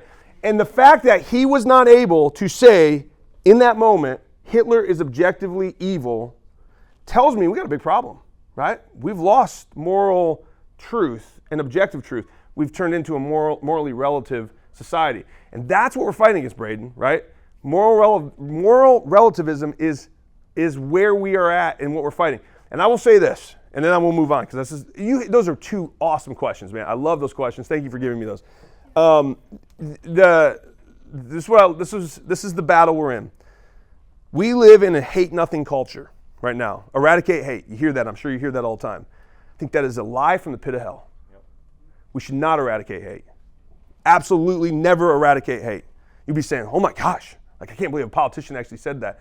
Love and hate are synonymous, right? How so? I can't actually love something if I don't hate the thing that might hurt that thing that I love, right? And we have turned into a culture that says we're not supposed to hate anything. So when someone comes in and starts shooting up law enforcement officers or shooting up malls or walking out into a pier in Chicago and taking a gun and putting it and shooting a girl, a 19-year-old, as she's running away, we've been told we can't actually hate. So I'm not sure if I'm allowed to hate that. You know what I do? I hate that every single day. I will hate that, and that hatred, because I love that family. I don't even know that family, but I have a love for that family, and my heart breaks for that family that now has forever changed because their 19-year-old daughter was just gunned down for no reason. And so hatred for that act drives me to move and to act on behalf of those people. I never want to see that again, right? So if we stop hating in our culture, we lose love. You know what the opposite of love actually really is? It's not hatred. It's indifference. And if we become an indifferent culture, we will stop being a loving culture. And so love and hate are synonymous. We cannot lose our hatred. Hate what is evil and love what is good, right? And so we got to make sure that as a culture, we have people who know good and know evil, and then and your leaders, your elected leaders should know good and they should know evil. And they should call everybody in the state or in the nation, say, this is good, we should all love this, let's promote this. This is evil, we should all hate this, let's stop this, right? And that's what you don't see from politicians because they're afraid to say, ooh, this is objectively evil. So let's get back to saying, no, the right kind of hate, right? Righteous hate, all right? And so, again, righteous intolerance, that's what it is, right? Don't tolerate evil. Yeah. Okay, let me see here. Yes, please. Just due to time, we're going to take one more question. Okay. How long that goes. We're going to prioritize student questions first. Yep. And then we have to wrap up, I think, around 8:30. So 8:30, cool. All right, I'll try to go fast too, because we got 8:04. So you want to be done in like 20 minutes? That's fine. Is that right? Okay. Prioritize So let me go fast. So I'm gonna go to you. Are you a student? Okay, good, awesome. Oh yeah, duh. He's got gave it away. I'm John. Hey, John. I'm a nursing student from PW. Thank you for coming out. Yeah. I have two questions for you. One is related to medical. What are your thoughts, if any, on Indiana fluoridating our water? And will you follow suit like Utah and Florida, who have bans of fluoride in their water, and cited forced medical against their will treatment? Yeah. Second question is, do you think APAC should register as a foreign lobby? And based on your answer, why? Okay, great questions. Two really different questions. Okay, I don't think we should mess around with what God created. I don't like putting anything in water that really shouldn't be there. It's not a natural substance, right? So I get real hesitant when we say, hey, we're going to fluorinate water and then just put it in there. And again, I know people make the arguments, well, this is the benefit, right? This is why, again, when you mess with nature, you start playing God, and I think it just messes things up. I don't know if I've heard any talk at the State House about banning fluoride in our water. Certainly it would be a great conversation for a future senator, right? So talk with him. Yeah, okay, all right, there you go, all in, right? So now what he can do, Lord willing, he gets elected next year, he can file a bill. He can start lobbying other senators, hey, we need to move this bill to get rid of fluoride, or to ban fluoride in our water, right? So there's that. APAC, I'm a huge supporter of Israel, okay? I'm gonna tell you this right now, and I'm unapologetic about it. That doesn't mean I always agree with what Israel does. It doesn't mean I don't call them out. During COVID, Israel was one of the worst nations in the whole world when it came to tyranny and how it forced things, medical things, against people's will. Masks, vaccines, people coming in from all over the country, or the world, you couldn't even get there if you didn't have things against your will, right? And I called them out. It was like, this is not right. Now, Israel to me is a spiritual thing, right? Israel to me is, I believe that is God's chosen people. I believe we as Gentiles were grafted in, right? Because God has said that they are a blessed, chosen people, I'm not going to come against that. It doesn't mean I have to obey Israel. It doesn't mean I give them a blank check. It doesn't mean that we should fund their wars or do all this. I'm not saying any of that. What I am saying is we should learn to respect and bless them when we can. I think America has done that very well over the last 60, 70 years. If it wasn't for America, Israel wouldn't even be a nation right now, right? And I think we've actually, the Bible says in Genesis 12:3, it says, I will bless those who bless you, and I'll curse those who curse you. The Lord speaking of Abraham and his descendants. Now you can say, well, that's all of us. Listen, Abraham became the father of Israel. God had a special place in his heart for Israel. Because God has a special place in his heart for Israel, we should too. And I think when we do that, we will be blessed for it. And Israel has walked away from Christ. Like, they're not Christian, right? So I'm not saying that this is like, oh, there's somehow they don't need Christ or no. They need to come to know Christ just as much as any one of us do. But if they're God's firstborn, like his first heir, do you think the father ever stops loving his firstborn, even though the firstborn walks away? No. And for the secondborn, those who have been grafted in, what would it be if we go, hey, Dad, the oldest child is an idiot? Just forget about him. If you're a parent in here, you will never forget about your child. Firstborn, secondborn, doesn't matter. And so I think when we as American, we say, well, we're not Jewish collectively. I mean, there are Jews here, don't get me wrong. I was just with a bunch of them the other day. But like overwhelmingly, we are a Christian nation, not a Jewish nation. But I will say, if we as a nation go to God and say, just forget about him, just throw him, it'd be like going to our father, to a parent saying, just forget about your firstborn. I don't think God's doing that. And so, and there's too many things that over time that have occurred with Israel in their history that's just, to me, it's like the hand of God has blessed them. There's no other nation since world history had been recorded that has been utterly wiped from the face of the earth for 2,000 years, scattered abroad, and then been reformed. The only nation that's ever happened to is Israel. And I don't think that's a coincidence. I think God's doing something. So as Abraham Lincoln said when he was called into a prayer service during the height of the Civil War by a bunch of pastors, the nation's getting ripped to shreds. And these pastors said, we got to pray. So they bring Abraham Lincoln in. One of the pastors stands up and he says, Mr. President, let us pray that God is on our side.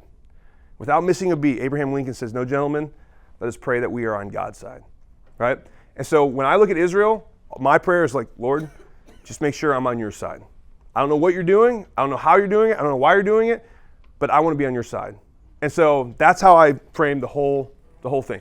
When it comes to AIPAC, if you're a foreign lobby, then you should register as a foreign lobbyist. Now, they will say, they don't, they lobby right here in Washington pro-Israel policies. I think you can make a valid argument that, well, pro-Israel policies, just by the nature of that, is a foreign lobby, right? Okay, what do you have to hide, AIPAC? And I would encourage them, just be transparent, right?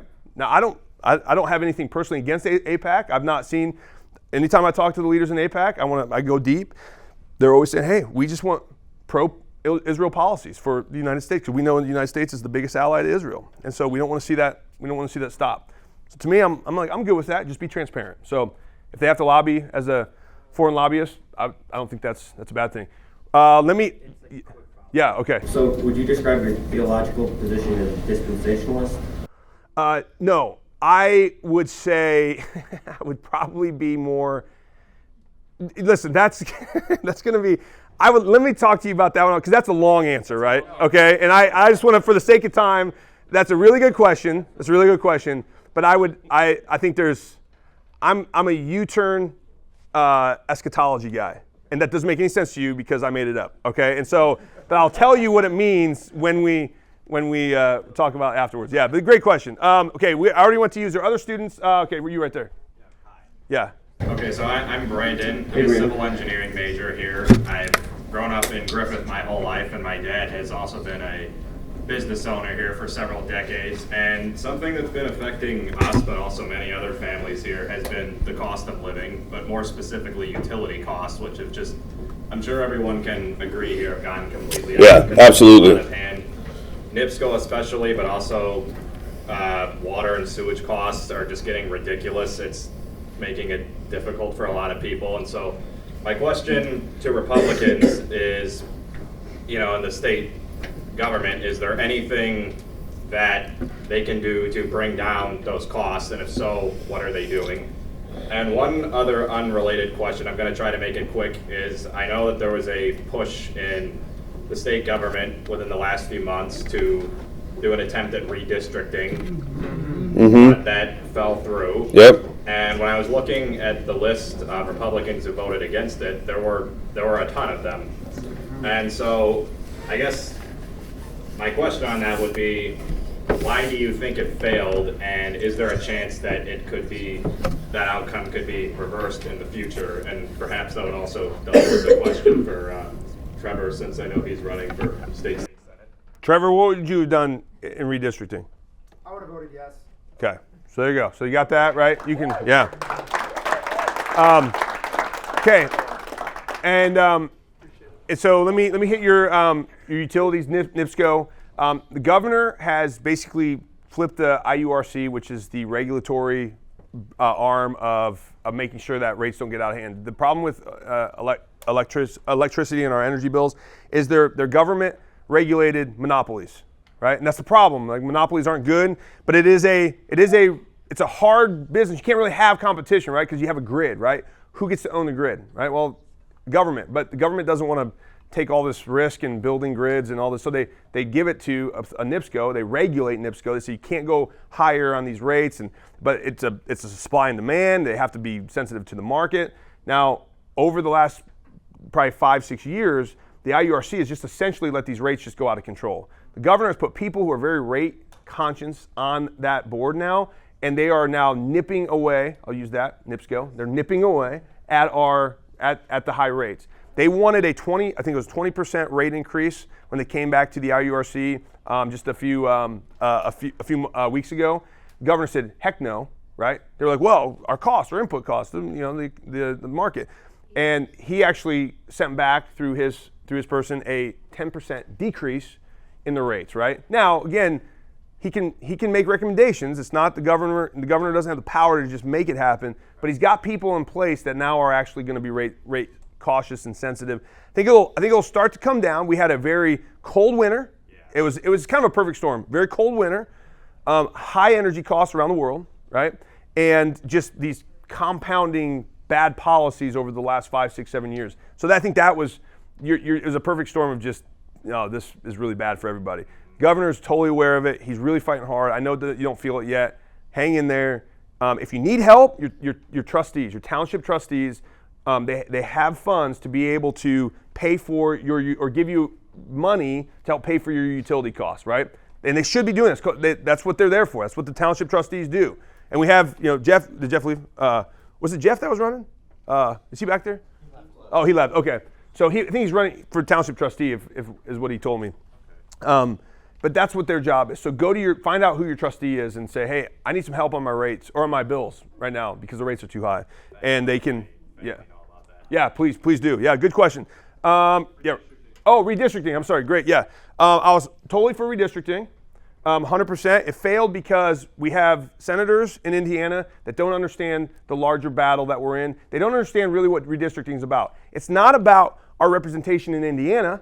It's not about we're a 60-40 state, 60% Republican, 40% Democrat. You would say, hey, we have 9 congressional representatives, 7 are Republicans, 2 are Democrats. You'd be like, that's fair, right? It is fair. If you're looking at just Indiana, totally fair, right? Problem with what's been going on is Illinois has gerrymandered through the nose. Look at their maps. You don't believe me? Crazy maps. They have gerrymandered Republicans away.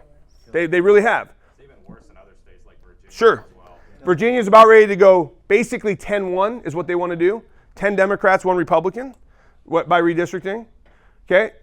And this is the right of the states to do that, right? Why are Democrat states like California doing it, New York doing it, Virginia's now doing it, Maryland wants to do it now? Why do they want to do it? Anyone know? Why would you redistrict? What's the goal? What's the prize? Power and control in Congress.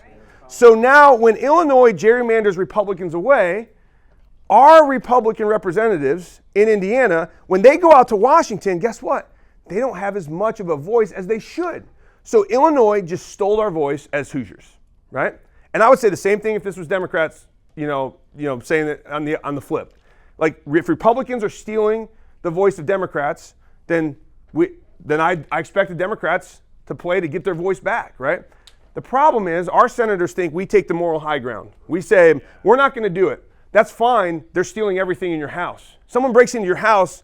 You don't want to shoot somebody who breaks into your house. I don't wake up in the morning thinking I ever want to have to shoot somebody today. I don't want to do that. If someone breaks into my house and starts stealing my stuff or threatening my existence, my future, what am I going to do? I got two choices. I can let them do it and suffer the consequences, or I can defend myself. I don't want to, but those are the two choices. So what we had is the very same choices in Indiana. They're stealing our voice in Washington, states like Illinois, and New York, and Virginia, and in California. What's our response going to be? And we said, we're just going to let them keep robbing us, right? They're just going to keep robbing us blind. Now, I don't like that it's that way. Please hear me. I don't like that we have to be having these battles. What I was hoping would happen is Republicans do it, and we do it more, and then the Democrats do it more, and then Republicans do it more. Guess what's going to happen? At some point, the Supreme Court's going to have to do their job and actually weigh in and make a standard across the nation to say, these are the rules. I don't care what the rules are. I just want every state to play by the same rules. And that's the problem that we're going on. And our state senators didn't see it that way because they got their head in the sand, and they're just thinking, we just need to be fair because we're 60-40, 7-9.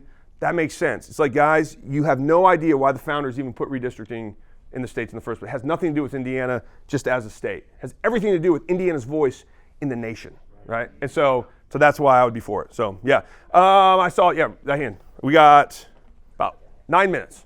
The first question, you can make it probably as complicated as you want to be, but would you align your Christian nationalism with the Doug Wilson CRAC movement? And how can we as citizens, but also promote politicians to promote more Christian ideals in government, especially when there's such a large wave of anti-Western, anti-Christian, and more like pro-Sharia law? Sure. Yeah. Can you give me the maybe 2 or 3 core tenets of Doug Wilson's version of Christian nationalism? Because I don't know it real well, like what he would say Christian nationalism is. I just know that my husband bought me the books for Christmas to read, so I can get a better understanding. But he is probably the pusher that is the most controversial. Can you answer the question better? Yeah, do you know what theonomy is by any? I've heard, sort of, a little bit. Yeah. Okay, is that what he is? All right. You would take the Old Testament law and just apply it. Try to apply it to judicial standards like capital punishment. Yeah. Wow. Yeah, I wouldn't go that far because I think you have to really recognize the cultural law and God's moral law, right? So why would you why did women have to go? Why was there a law that said women on their period in the month have to go outside the city or the tribe, as they were wandering through the wilderness? Why was there a law of Moses that said women had to leave where the general population was while they're on their period? Is that a moral law of God? Is there something immoral about a woman's period? No. It has to do with culture and cleanliness. It was a cleanliness law, right? So Doug Wilson would categorize the law into 3 separate. Okay, good, all right. The moral, ceremonial, and the civil. Okay, perfect. I just want to make sure, yes, when you say civil law, that would be on the higher level. He would take that to be equally applicable to you today. I think there is great arguments for some of those civil law foundations, right? Trial in Leviticus, trial by a jury of your peers, right? 2 or 3 witnesses, right? Let every word be established by 2 or 3 witnesses. You can't just have one make a claim. Due process, the right to be innocent until proven guilty, right? Those are all civil law in the law of Moses, right? You find those in the 613 laws that Moses was given to the people in that time. Those are really good things. So I'm a little bit of yes, already we have that though. That's what our founders built our system of law and justice on, was the Old Testament civil law. That's really where it came from. They referenced the Bible more than any other historical book when they were laying the foundations of the Constitution, and they referenced the book of Deuteronomy more than any other book in the Bible. Do you know why? Because it dealt with civil law, right? So all of that to say, that's where I would tell Doug, I'd say, well, where are we not doing that, right? Like what? Because I look at our laws and I would say they're pretty solid when it comes to civil Old Testament standards of justice. And I guess that would be my question to him. And maybe he's got good answers. I just don't know. I'll have to look into that. My standard of Christian nationalism goes back to exactly what it was, though. Morality, right and wrong, right? Who gets to decide what's right and wrong in a nation? And if there is, whoever that is God. And we can remove God from America. We're just going to replace him with another God. I don't think we should. It's worked for 250 years really well. I think we have created a great standard.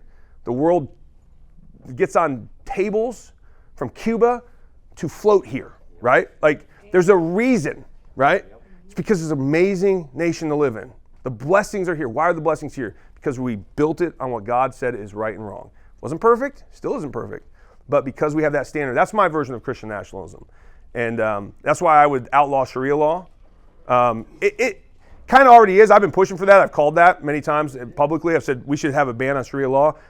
Constitutional law already outlaws Sharia law, right? It's already banned. Like, constitutionally it says. I would just like to make the public statement in Indiana, like Texas did and other states have, to say, we want everyone to know that there is no place for Sharia law in Indiana in this constitutional law, this republic that we have, right? So, good. Thank you. I think we got, okay. Andrew. Who's Andrew?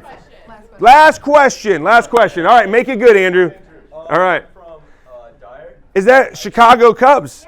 Did you hear the news that we're trying to bring the Cubs to Indiana now? Just kidding. I'm kidding. Well, I plead the fifth. Condolences. First off, I think your first answer about Christian nationalism was phenomenal. I think it's something that we need to really contend with as a country, that the culture that created America would not have existed without Christianity specifically, as opposed to secularism, which I think we're starting to see the results of today, or any other religion. But my main question is, I think about the safest and cleanest form of energy that we have today at our disposal is nuclear energy. We don't have any nuclear reactors running in Indiana, do we? No, there's not. Do we have any under construction? No. And I'm just kind of wondering, what is your position on that? What's kind of you would know more about the cost-benefit analysis of that, and is that something you would have? Great question. I think that's fantastic, considering all the energy battles. The wave of the future in nuclear is called SMRs, small nuclear modular reactors. These are what power submarines and aircraft carriers. This is amazing technology. It's clean, it's renewable, it's dependable, it's safe, right? I mean, I know guys who were years on a submarine and they're not glowing, right? And they're very healthy, right? There's not a third arm coming out of them somewhere, and so all of that to say, that's the wave of the future. The governor is very much, that's his laser focus right now. I'm thankful. I want him to focus on that. Our Secretary of Energy, Susie Jaworowski, she's laser focused on getting SMRs here. The Trump administration wants to work with Indiana to be one of the first states where this really becomes the stronghold for SMRs. Virginia and Indiana right now are the two places. Crane Naval Base is one of the big reasons down in the southern part of the state. Crane Naval Base will probably be the first place. If I had to guess, I mean, I'm just kind of speculating here, probably be the first place that has an SMR that begins to then provide power to the whole base on its own. We're about 10 years out, realistically. I think we could get there in 6 or 7 with like limited regulations. It's all regulations, by the way. It's government regulation to slow this down. Now, what do you think? I mean, are you in engineering here at Purdue? No, I'm actually in psychology. You're okay. You're in psychology. I think Purdue is really strategically placed to be a leader in this front, which is awesome. I want Purdue to be right there in the technological advance of SMRs. And if we have SMRs, that means your city, your town, your county can have these small nuclear reactors in your county. And what does that do? One, it provides really cheap, affordable, renewable energy all the time, anytime, right? Also, it protects your safety. Here's how. If one of the most weakest points of our national security is our energy grid right now. If, God forbid, China or some foreign actor, some hostile actor could get to our grid and blow it up, shut it down, send a virus through the computers, right? All of these things, we could lose power, like essentially, like for a long time right now. Like it could happen right this moment. And when that happens, people are going to do everything they can to survive, and it could get real bad real fast. And so if you have SMRs in your community, you now have decentralized your energy. There is no grid because it's all coming from your SMR in your county.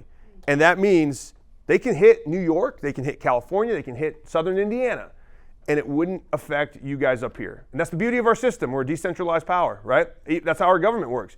God forbid they could drop a nuclear bomb on Washington tomorrow. And that would be awful, and we don't want that. And it would certainly send ripple effects across the world and in our nation. But you know what? What's still going to function? Your police, right? You know what's going to function? Your state house. You know what's going to function? All of the normal governing functions of Indiana. Why? Because we're decentralizing our power. It's a beautiful model that our founding fathers, they took after. Do you know where our founding fathers got that model, by the way? The decentralized, the federal, state, county, and city? Moses. It was his father-in-law, actually. It was Jethro who told Moses, he said, Moses, you're trying to lead 2 million people by yourself. You're the guy. They're coming to you for all the problems.